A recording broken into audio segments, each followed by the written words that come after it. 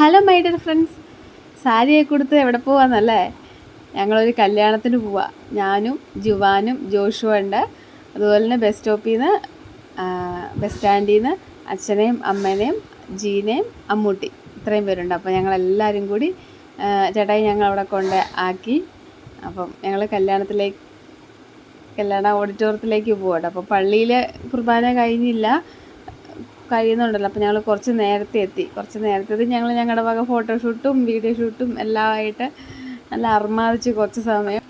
അന്നേരത്തേക്ക് അവിടെ ജ്യൂസൊക്കെ റെഡിയായിട്ട് എടുത്തു വെച്ചായിരുന്നല്ലോ. പിന്നെ ഞങ്ങൾ വേഗം പോയിട്ട് എല്ലാവർക്കും ദാഹിക്കുന്നുണ്ടായിരുന്നു, പിള്ളേർക്കൊക്കെ ആയാലും ദാഹിക്കുന്നുണ്ടായിരുന്നു. പെണ്ണ് ചെറുക്കനൊക്കെ വരാൻ കുറച്ചും കൂടി താമസമുണ്ട്. പിന്നെ ആൾക്കാരൊക്കെ ആയാലും ഓഡിറ്റോറിയത്തിലേക്ക് എല്ലാവരും എത്തുന്നൊക്കെ ഉണ്ടായിരുന്നുള്ളൂ. ഞങ്ങൾ വേഗം പോയിട്ട് ജ്യൂസൊക്കെ കുടിച്ച് ഞങ്ങളുടെ ദാഹമൊക്കെ ഒന്ന് ശമിപ്പിച്ചു. അപ്പോൾ ഞങ്ങളാട്ടോ ആദ്യം എത്തിയത്.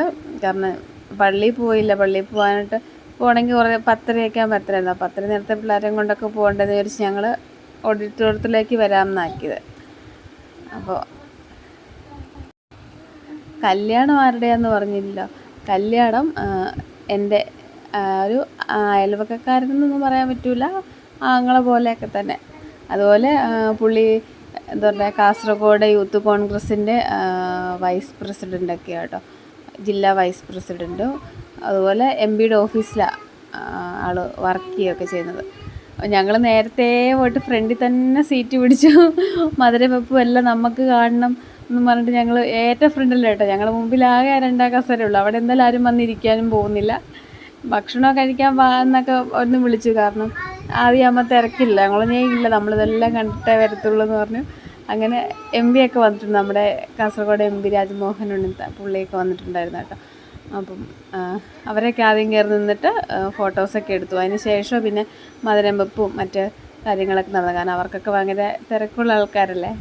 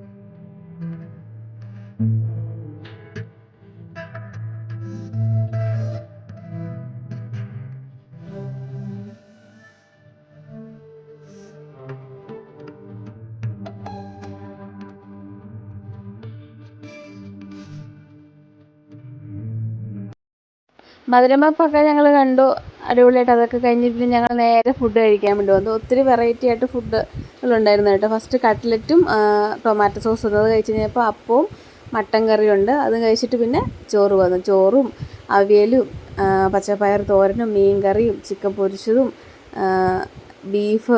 ബീഫും അങ്ങനെ അച്ചാറും ഒത്തിരി കൂട്ടം കറി ഉണ്ടായിരുന്നു കേട്ടോ. അതൊക്കെ കഴിച്ച് ഞങ്ങൾ പുറത്തിറങ്ങി. ഐസ്ക്രീം പുറത്തായിരുന്നു. അപ്പോൾ പിന്നെ ഞങ്ങൾ അവിടുന്ന് വേഗം ഐസ്ക്രീമൊക്കെ എടുത്തിട്ട് ഫ്രൂട്ട് സാലഡ് വേണമെങ്കിൽ അപ്പുറത്ത് ഫ്രൂട്ട്സും വെച്ചിട്ടുണ്ട്, അതും കൂടി അങ്ങ് എടുത്തിട്ട് ഫ്രൂട്ട് സാലഡും ഒക്കെ അപ്പോൾ അതൊക്കെ എടുത്തിട്ട് ഞങ്ങൾ കഴിച്ച്. പിന്നെ ഇപ്പുറത്ത് കുറേ വെറൈറ്റി ആയിട്ട് കുറേ ചായകളൊക്കെ ഉണ്ടായിരുന്നു. അതൊന്നും കുടിച്ചില്ല കേട്ടോ. എല്ലാം കൂടി ആകുമ്പോൾ പിരിഞ്ഞ് പോകണ്ടെന്ന് വിചാരിച്ചിട്ട് ഞങ്ങളെല്ലാവരും കൂടി ഐസ്ക്രീമും പല പല ടൈപ്പ് ഐസ്ക്രീമൊക്കെ ഉണ്ടായിരുന്നു കേട്ടോ. അതൊക്കെ കഴിച്ചിട്ട് ഞങ്ങൾ പിന്നെ നേരെ ഫോട്ടോ എടുക്കാൻ വേണ്ടിയാണ് പോയത്. ഫോട്ടോ എടുത്തില്ല, ഐസ്ക്രീമും കൂടി കഴിച്ചിട്ട് പോവാമെന്ന് വിചാരിച്ചു. അപ്പോൾ തിരക്കൊക്കെ കുറച്ച് ഒഴിയുമല്ലോ. പിന്നെ നേരെ പോയിട്ട് ഫോട്ടോയൊക്കെ എടുത്തു കേട്ടോ.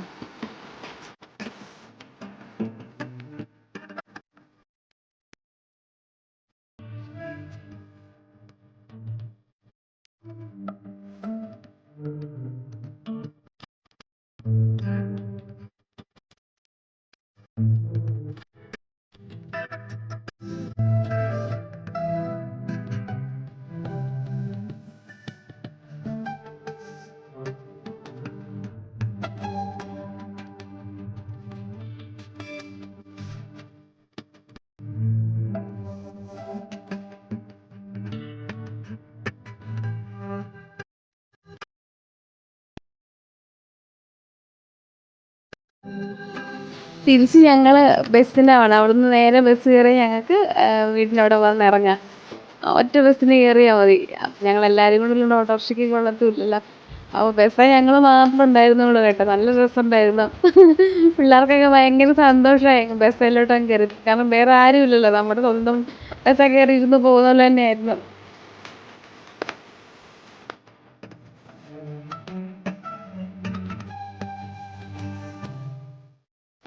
അങ്ങനെ ഞങ്ങൾ പിന്നെ വീട്ടിലെത്തി കേട്ടോ. വീട്ടിലെത്തിയിട്ട് ഞങ്ങൾക്ക് ഒന്നും കൂടി ജസ്റ്റ് ഒന്ന് പുറത്ത് പോകേണ്ട ആവശ്യമുണ്ടായിരുന്നു.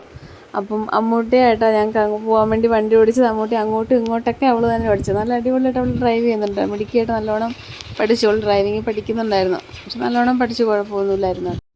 അപ്പോൾ ഇത്രയേ ഉള്ളൂ ഇന്നത്തെ ചെറിയൊരു വീഡിയോ. അപ്പോൾ ഓക്കെ, ബായ്.